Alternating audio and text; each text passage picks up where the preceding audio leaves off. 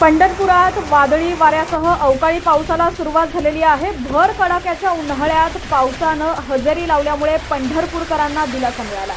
ढगांच्या गडगडाटासह पंढरपूर शहर आणि मंदिर परिसरात मागच्या तासाभरापासून पावसाची जोरदार बॅटिंग सुरू आहे। या ठिकाणची दृश्य तुम्ही पाहू शकता। पंढरपूरमध्ये वादळी वाऱ्यासह अवकाळी पावसाला सुरुवात झालेली आहे।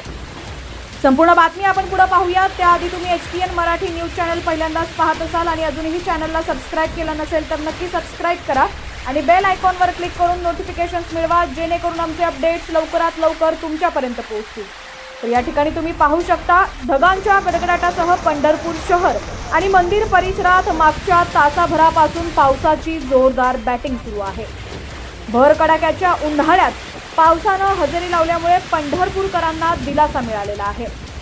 तर तिकडं रेमल चक्रीवादळानं थैमान घालण्यास सुरुवात केलेली आहे।